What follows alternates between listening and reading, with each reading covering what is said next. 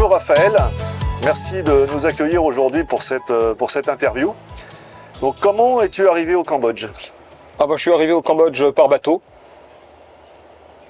Voilà, je suis arrivé au Cambodge par bateau il y a 13 ans maintenant, c'était en 2010.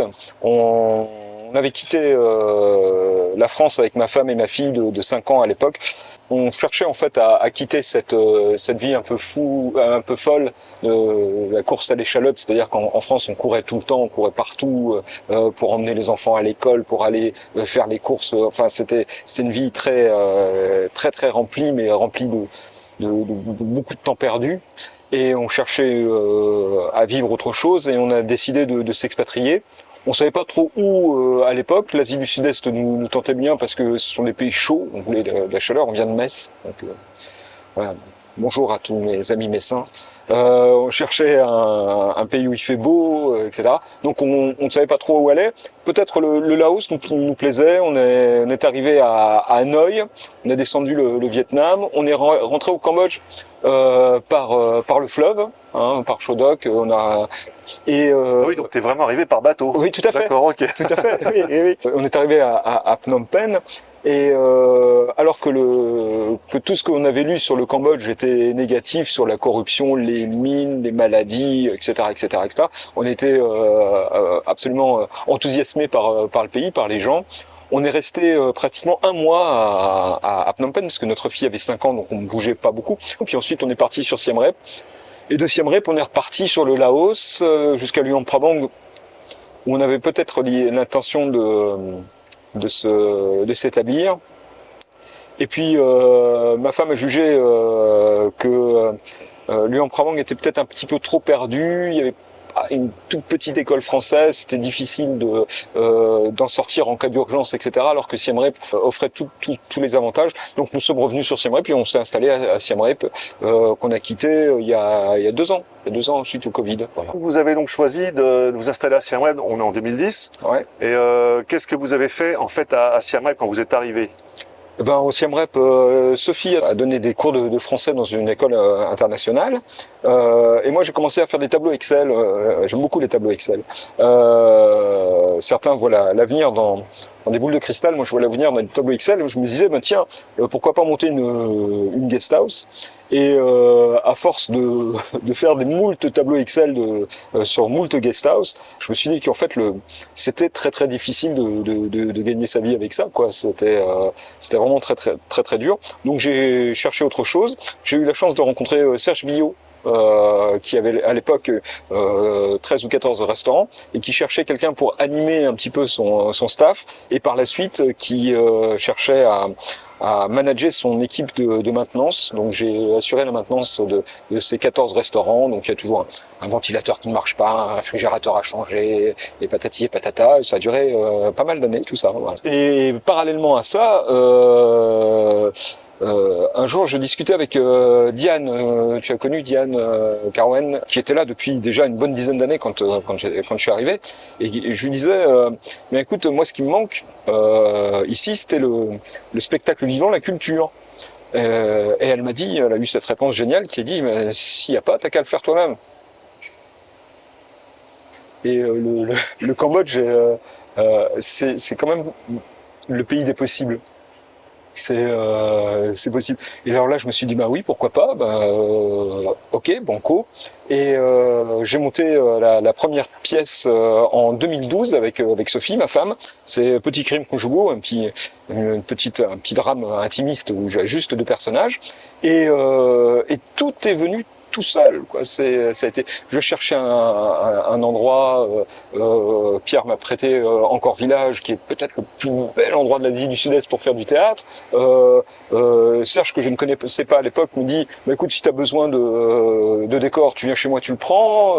Un soir, il me dit, écoute, ça serait quand même bien qu'il y ait un cocktail à la fin de ta représentation. Ça, écoute, Serge, je vais pas faire de cocktail, je gagne pas d'argent là-dessus. Puis l'argent allait à PSE. Et il m'a dit, bah, je te l'offre ton cocktail. Et ça a été pendant 10 ans, ça a été toujours ça, soutenu par la ville. Je croisais quelqu'un. Donc pendant 10 ans, on a fait des spectacles chaque année. Tout le monde me disait, bah, quand est-ce que tu refais un, qu'est-ce que tu fais quelque chose, etc. C'était devenu un petit événement culturel. Et est-ce que tu as eu durant cette période des possibilités de venir faire les représentations à Phnom Penh? À Phnom Penh, j'ai essayé plusieurs fois parce qu'il y avait des spectacles qui marchaient vraiment bien. Mais je suis tombé une fois sur un directeur de l'Institut français, dont je tairai le nom, qui me disait oui, c'est vraiment très très intéressant, mais ça ne rentre pas dans la politique culturelle, etc., etc. Alors que maintenant, on a la chance d'avoir à l'Institut quelqu'un qui est extraordinaire avec Valentin, qui commence par dire oui, hein, et qui ensuite te dit mais de quoi tu parles? Voilà. Et là, qui soutient tous les projets. Avant de jouer à Phnom Penh, j'étais joué à Hanoï. Voilà, ça a été plus facile pour moi d'aller jouer à Hanoï dans un festival, voilà. Et une fois que j'ai joué à Hanoï, j'ai joué à Phnom Penh et à l'EFI. C'est l'EFI qui m'a fait venir pour jouer une pièce de Yasmina Reza qui s'appelait Art. Et voilà. Alors ça variait suivant les années, hein, puisque quelquefois on était nombreux, quelquefois on n'était pas. Quand j'ai monté Art, en fait j'ai divisé la troupe en deux. Et on a monté 2 pièces carrément, deux pièces. Ça demande énormément de temps. Alors, beaucoup de travail. Juste une petite chose, donc en fait, comment tu es revenu sur Phnom Penh? Grâce au Covid, merci le Covid. C'est-à-dire que en mars, c'était le 7 mars 2020, toutes les écoles ferment à Siem Reap. Ma fille qui était dans une école internationale, elle ferme aussi, etc. Il fallait bien trouver une solution pour continuer ses études. Là, comme tout le monde, l'école internationale essaye d'improviser, etc. On se retrouve, ce que j'ai l'habitude de dire, en démerdentiel. Hein, chacun essaye de faire comme il peut parce que on invente les solutions au fur et à mesure que les problèmes se posent. S'il y a quelque chose qui se remonterait assez vite, ce serait certainement beaucoup plus à Phnom Penh qu'à Siem Reap, qui a quand même beaucoup souffert du Covid. Donc nous avons décidé d'aller à Phnom Penh quand les écoles auront ouvert pour que ma fille puisse continuer, finir ses études. Voilà, c'est ça. Et donc à Phnom Penh, toi, avec toujours l'idée du théâtre, ouais. Tu as remonté une troupe à Phnom Penh? Alors non, j'ai pas remonté une troupe à Phnom Penh. J'ai contacté déjà la troupe de théâtre francophone de Phnom Penh, avec qui on a des très très bons liens, mais là on n'a pas encore fait de pièces ensemble, bien que j'ai joué, j'ai fait figurant dans une de leurs pièces la dernière fois. J'ai rencontré Eric Ellul, oui, avec lequel on a monté une adaptation d'un roman d'Annie Nothomb, La cosmétique de l'ennemi.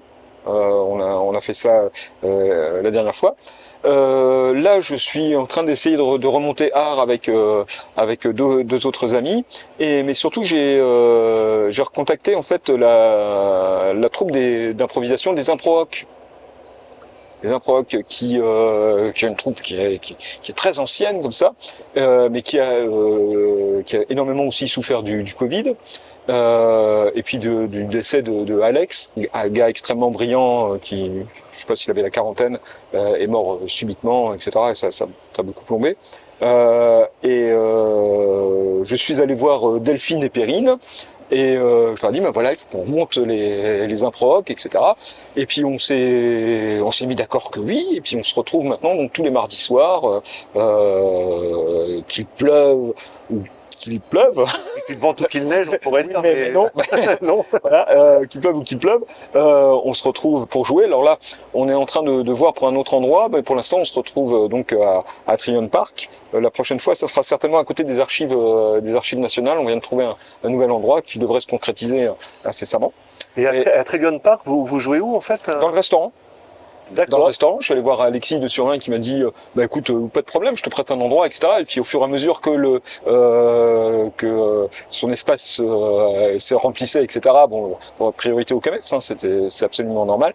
Pour l'instant, on joue au restaurant, mais c'est peut-être une des dernières fois. Là, on va aller près des archives nationales à Todd Clock. Le but du jeu là maintenant, c'est pour nous, c'est d'essayer de faire un spectacle d'improvisation à peu près tous les mois, quoi, voilà. Et là, tu m'as dit que tu avais une date au Cloud. Ouais, le 17. Le 17, on joue au Cloud sur Bassaclaine. C'est le public généralement qui choisit les thèmes. Alors, on travaille des catégories, c'est-à-dire que on peut très bien.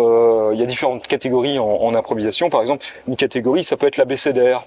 C'est-à-dire que la première réplique doit commencer par un A. La deuxième doit commencer par un B, la troisième peut commencer par un C, etc., etc. Mais le thème, on ne sait pas du tout de quoi on va parler au départ. C'est le public qui choisit, parce qu'autrement, voilà, on peut pas. Donc, on peut travailler les rubriques, mais on ne va pas travailler les thèmes de l'impro. La prochaine improvisation qu'on va tenter là, c'est des improvisations longues. C'est-à-dire qu'il va y avoir un thème qui va être lancé et on va essayer de tenir une quarantaine de minutes là-dessus, en faisant rebondir l'histoire, etc., etc. Et Voilà. quand tu dis un thème lancé, donc un thème lancé toujours par le public? Toujours, oui. D'accord, ok. Qui... Donc j'imagine un exercice assez intense. Ah, ça se travaille. Ouais. Ça se travaille. C'est quelquefois tu mets le pied sur la scène, tu ne sais pas ce que tu vas dire. C'est un excellent exercice, ne serait-ce qu'au niveau humain, parce que tu laisses pas les gens tout seuls. Voilà, s'il y a quelqu'un qui est en train de galérer sur la scène, même si tu sais pas comment l'aider, tu y vas et il y a la magie qui prend, il y a la magie qui opère.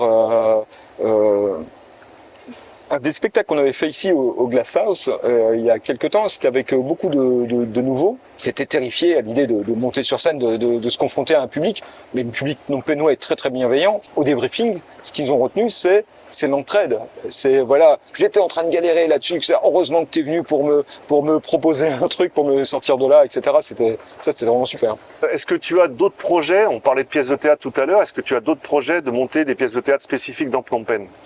Bon, donc là j'en ai un là sur remonter art à la fin de l'année, et je travaille aussi dans les écoles où je donne des cours de théâtre, à l'EFI où je donne des cours de théâtre, à Descartes où je donne des cours d'impro aussi. Mais là en ce moment beaucoup l'impro. Alors une petite question aussi sur ces séances d'improvisation. Ouais. Quel est le public? Je veux dire, c'est un public majoritairement français francophone. Il y a des Khmers aussi qui. Alors non, nous on fait de l'improvisation francophone, parce que c'est beaucoup plus facile pour nous. Tout à fait. J'ai essayé de rentrer en contact avec le club d'improvisation anglophone, mais il semble qu'il est parti en brouandelle. Mon père disait en brouandelle, qu'il n'y a plus beaucoup de monde, parce que j'aimerais bien le rencontrer et faire un match franco-anglais, c'est-à-dire avec par exemple 4 catégories, match improvisation en français, tant pis s'ils ne parlent pas français, improvisation en anglais, tant pis si nous on ne parle pas anglais, muet, et en gros mollo. Le gros mollo, c'est voilà, ou de langue imaginaire, etc. On pourrait faire des choses comme ça. On n'est que des adultes. On n'est que des adultes parce que on veut pouvoir se lâcher.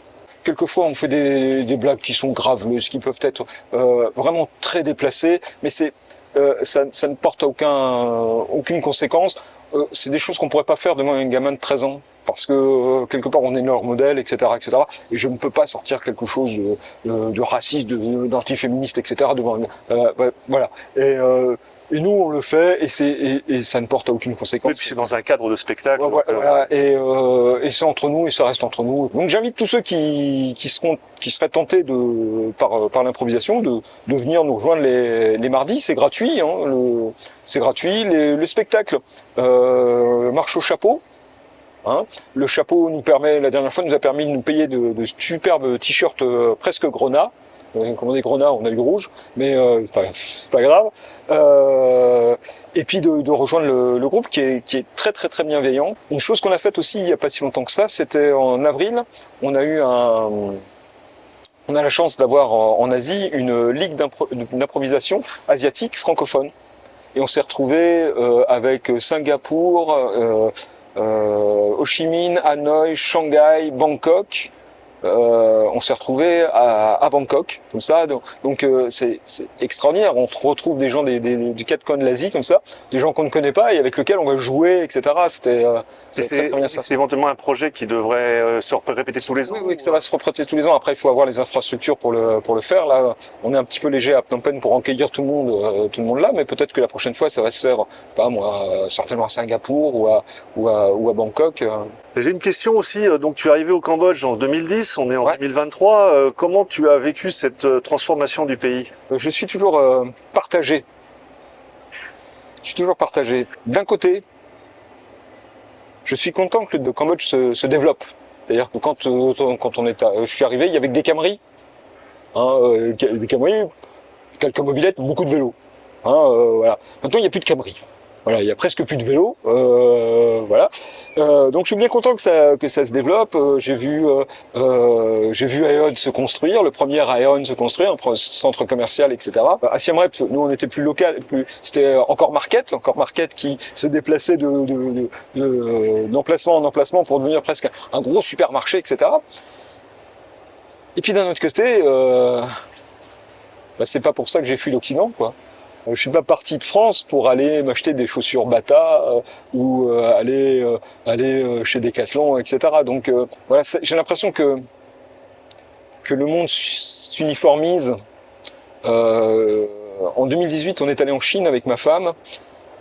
Il y a les mêmes jeans troués qu'à Paris, quoi. Les mêmes gens avec les téléphones qui regardent ce même métro, etc. C'en était même triste tellement c'était facile de voyager. Aucune aventure, aucune découverte. La seule découverte qu'on pouvait avoir, c'était peut-être ce qui changeait, c'est la nourriture dans la rue.